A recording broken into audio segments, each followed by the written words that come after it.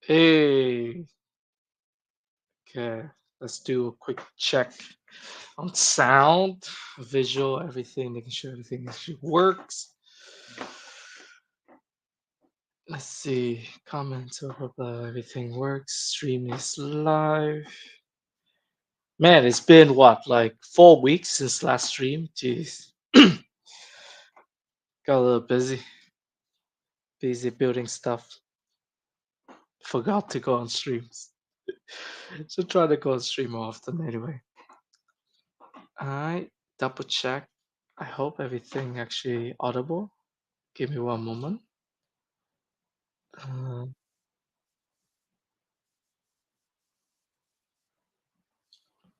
thing is, everything is good. All right. Mm, let's get started. Hey, everyone. Thanks for joining the stream today. So today we're probably gonna have a fairly quick stream just to kind of update on buildstation and what are we cooking at the moment. Like what we have in store for everyone, especially activities are coming up, and some of the things that we really we're trying to ship out and new features and so on. So let's get started with some of the basic definitions. So what is buildstation? Slowly, as the community is growing bigger and we have more activities, especially we have more sponsor from other foundations, and so essentially right now we kind of like have like a small identity, which is like a smaller developer slash builder community that is like passionate about Web3, and we want to contribute into ecosystem in various ways. I myself are developers. The other core contributors are also developers. Dylan is also developer, and Paulus from DoorHacks, he works in some capacity with arranging bounties and organizing hackathons and promoting the hacker movement. So essentially, the community is very niche community in terms of developers. Right, we have a lot of developers here. So what do we want to contribute? And I kind of want to go into this whole thing about like what BuildStation is and what BuildStation is not. So what I think BuildStation is at the moment, we stick to be community, right? We are a community that helps one another to build, that share knowledge, that contributes to the overall crypto ecosystem. We participate in like hackathon, participate in bounty programs. We contribute to the existing effort to make the space better, regardless of ecosystem, right? It doesn't matter you part of the Ethereum crowd. It doesn't matter if you are part of like Polkadot, Solana, or anyone. I don't think it matters. Thing it just matters is like, are you interested in building stuff, solving problems, and you come here to this community. We have resources to help you. We have people that share. We have people to help you build things and just kind of grow from there, right? Of course, building anything takes a while, and as a community, as a essentially nonprofit, self-funded community so far. We do have some sponsorship here and there, but not significant. So that everything's gonna be. It will take some time. Like we're trading off growth for time. So we're gonna take us. I think it's gonna take us decent amount of time for us to grow the community bigger, which is nice because I can get to know everyone better. The co-contributors can get to know everyone better. We can listen to have more time to listen to the community and really shape Build Station to something that truly benefits everyone. And that's something that we have in store today for our updates. So I think, as you know, we have hosted some DI bootcamps before. So that was essentially our DI bootcamps of season 1. So season 2 is coming. So with revised contents, with more stuff going on, CTF, with a lot of stuff for people to try out and learn. And of course, I take a lot of inspiration from other educators within this space. I put that together into a curriculum that I think would be beneficial for other people's, and kind of take my own spin in terms of how to teach people to to approach into building on the EVM, I would say. Of course, I am working on my Rust, and I'm involved with this community called Open Guild, and hopefully we can also build things and try to expand our Rust offering to people as well, our own spin on how to build Rust, etc. So given that context, we would like to announce what's coming up next. So coming up next, what we're gonna do is we're gonna do season two of the D app Bootcamp, which I think is gonna be a mix of online and offline. So basically, to reduce the cost and to stretch the some of the grants that we had that we received from the DevCon team even further. So last time we did the app bootcamp, we did it all physical. On every Saturday, everyone came to like a coffee shop. We paid for the drinks, paid for everyone, refreshments, F&B, and then we started working on how to build on the EVM, right? Learn about Solidity, learn about the front end tech stack, learn how to build things, right? So given the impact of that DI boot camps, and there's a demand for like more DI boot camps coming up, so we're relaunch a season two, but this time I think we're gonna do it mostly online with occasional offline meetups for everyone to kind of like discuss more on what they have learned and discuss Q&A, sharing things. And I also dedicate a chunk of the grant towards bounty for people to contribute to that boot camps. Contribute because I think the bootcamp content should be serving the community. So I would like to reserve some rewards for the community that will contribute back into the bootcamp, right? So reserve some of the money for that. Uh, so yeah, that's I guess that's the idea. And what's next? So we have multiple categories. People contribute. At the same time, part of that contributions towards the boot camps, I want definitely will work on more examples on how to do CTF, examples on probably front end components for you to interact with smart contracts, maybe pre-made components, especially things you can just pass parameters in and then it works for you. Or especially I think what is missing a lot is dynamic component. So basically, components that take dynamic inputs, that is, and also validations. Because I think then, okay. To be fair, dynamic components are super hard, but if you want to use certain validation library, and you want to be type safe, you want to kind of manage a lot of like client side validation, then yes, it might becomes difficult. Especially right now, I think open source I guess examples and open source examples of these things is kind of limited. So I think that's everything else is quite a lot. Like you have beginner level, you could just use whack me, and then probably most of it would work. But then you start getting deep into it, like you have a complex. Say if you have a DeFi protocol, you have complex input where you have to this token, that token. You set the range, you set percentage, you set all these things, and then you have to make sure everything's validated on the front end, just so you don't have to keep spamming your RPC void keeps running RPC, or sometimes it actually goes through, but then it reverts because it kind of failed the like the transaction actually failed. So something like that is what I think would be some of the effort from this at least the TIA bootcamp effort to push essentially libraries to a more advanced level for people to be easily pre-made components for to be able to copy. Or maybe it's just not maybe just examples, enough examples for you to kind of like, oh, this is how I would do dynamic components with ShadCN form, and then using React form to have dynamic inputs and dynamic validations and all these things. So something like that I think would be the big focus of this bootcamp. Which yeah, that's why I move everything on, which is why I think it's better to move everything online. It's for me to save the cost of the hosting events offline, move that online so I have more money, and then use this money towards uh, bounties, right? Bounties, and that's all. Hence, and then we have. So I think I don't know if many of you know. I'm the owner of DeFi.vn. So DeFi.vn is this Wikipedia. It's like it's like an open source documentation of crypto. So just quickly show everyone here. Um, So let's just present, share screen, and yes, I want to share my screen. So here, so basically, it's a a wiki.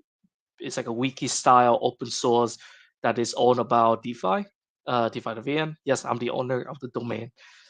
So the idea I have is one, I kind of want to keep this as like a purely neutral documentation platform for documenting basically everything DeFi. So what is I guess I have a couple articles already. So kind of like one documents about blockchain, one documents about like what is the definition of DeFi, benefits, and benefits of pros and the cons, current applications, like what smart contract is, things about like DAO, and then some introduction about different ecosystem.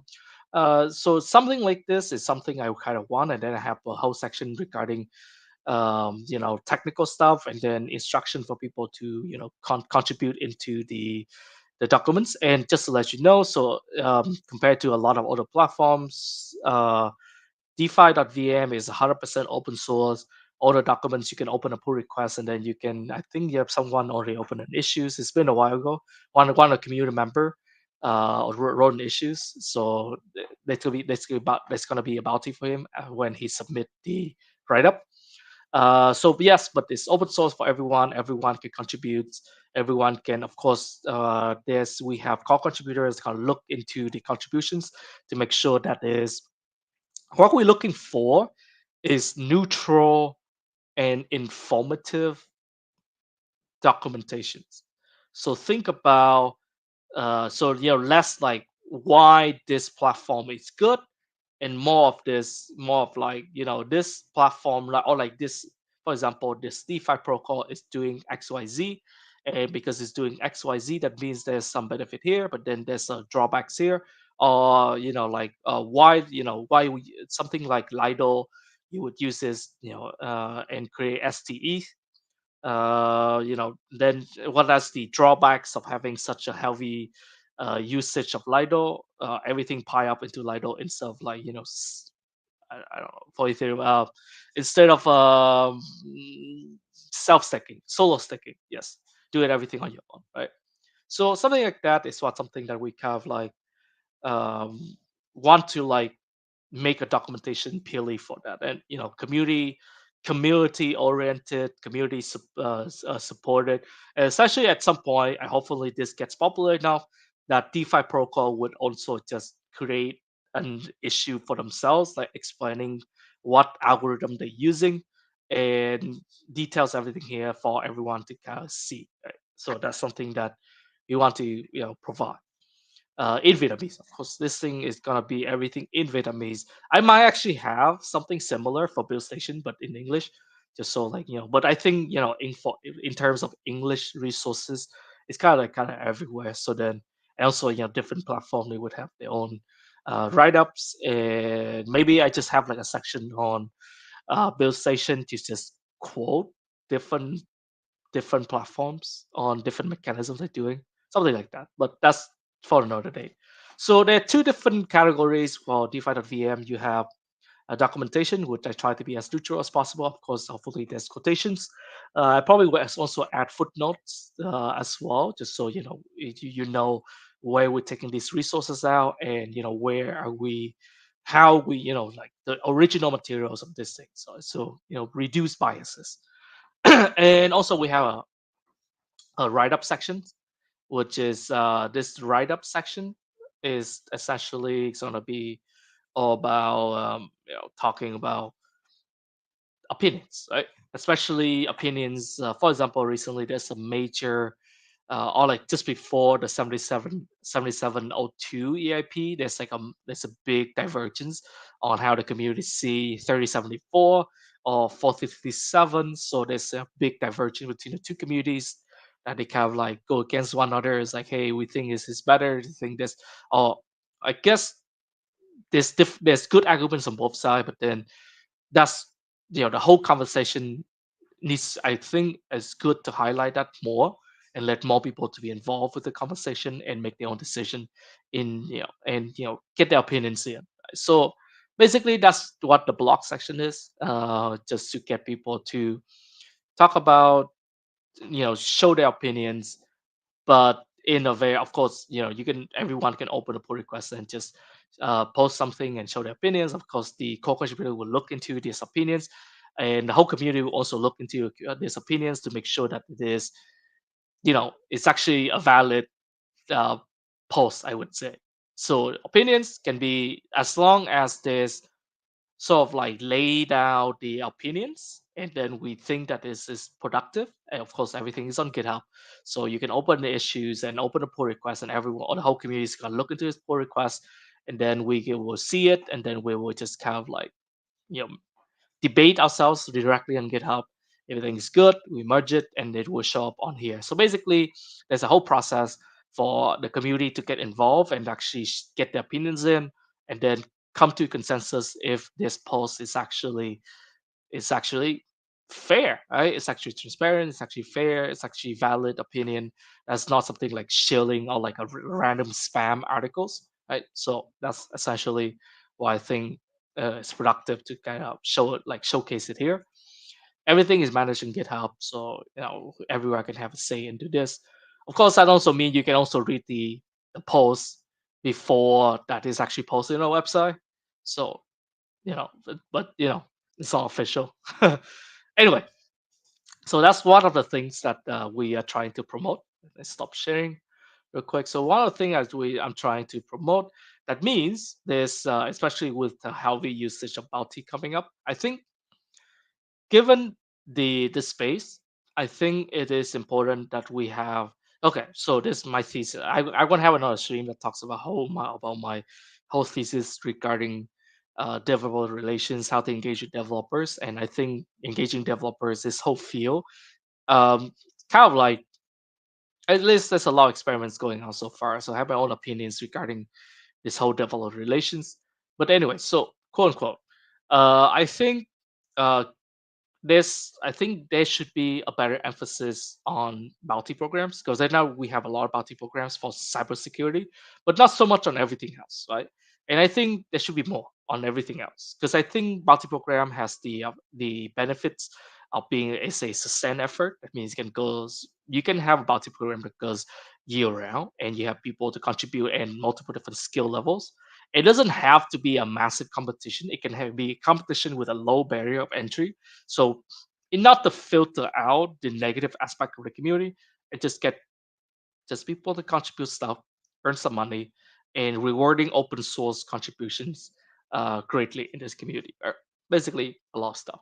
So that's what I think is much more productive when it comes to like growing the developer ecosystem compared to like doing something like hackathons or just PR campaign, which I think, yes, PR campaign works well, but it's not, we're not consumers, right? Like, we don't just go and just do a PR and just go and buy it. There's a lot of sunk costs for developers to contribute to anything. So I means so there's needs to be proper motivations, proper guidance, proper infrastructure for developers to actually spend their effort, their free time, when they can do other things. I can contribute to other things into something, right? So anyway, so with that renewed effort, so I think there should be much more emphasis regarding on uh, bounty, and so which is why we will be. This is I could just show you something quickly. Just literally just started. We will have a bounty section on buildstation very soon, with initial bounties from myself, from buildstation, with the grant that we have received. So that's gonna be put forward for everyone to hunt on some simple stuff, right? Simple stuff like contributing to DeFi.vn, contributing to some of the part of the website of buildstations, organizing some stuff, assisting me on doing the boot camps, contributing different OSS solutions into for the community. So that's is something that we will be launching soon. So I had the whole build station set up in my head. It's gonna explain it here because I haven't coded it yet. So it just I thought about get the bounty up last night. So today I got like, oh, maybe I should do an update so everyone know what I'm about to do, and hopefully I get opinions about this. So yes, essentially we will get the bounty platform up and running on buildstation, and it's gonna be a mix. So initially, with very soon within the next today or tomorrow, I will get a simple markdown based bounty feature immediately on. So basically, you want to post any bounties, you create a new folder. You just go to GitHub, you fork new pull request, you create a new bounty section immediately, just like that. So markdown based, so all the details about these is 100% on there. Then coming up, then I would do a automated multi payout. That's something I want to do. The only thing with that is it's gonna be fairly different. It's gonna be create more effort for me, so then I need to come, especially because I want to do it multi-chain. So basically, only every chain possible that wants to engage. I want developers to have a lot of flexibility. So then it kind of pushed me to learn about other ecosystem as well, not just EVM. Basically, so the idea I have is I think there are other people also that built this. I already went through a couple hackathon recently. There's like a bunch of people having this idea already. So I'm like, good. I gonna see what I can collect from these guys, and then hopefully I can build something that I think would be easy for everyone to be involved. So I will stick to JavaScript stack because I want to kind of get away from like every other stack, just so like this could be something that's easy, approachable for everyone. Of course, I want to write more Rust, but because Rust is a lot less approachable, so I'm gonna stick to I guess JavaScript stack TypeScript TypeScript. So essentially, everything's gonna be on GitHub, and as GitHub, you're gonna have so basically the app, the website is gonna pull from GitHub like all of the bounties. So there's section of bounties, everything. There's a listener. So every time the bounty is marked merge, it will do like automated payout from the smart contract. So smart contract would just do automatic payout to people, and that's it. And then of course the bounty hunters have to I need to do some way to get them. So I think it's gonna be login with GitHub. I think that's easy. Log in with GitHub. So then they will have their wallet connected. Yeah, maybe I do login with GitHub, get the profile. So then you get so then they can input their wallets. Because I also want them to change their wallets as well. I don't want to, because I change my dev wallets very often as well. Because I just want to rotate. Or I also use sometimes I use yeah, because for dev it's annoying to use safe, because there's it's not well integrated with every protocol out there, especially newer ones. So I don't use a safe. For my dev wallet, for my main wallet, 100%. For your main wallet, make sure you use a safe.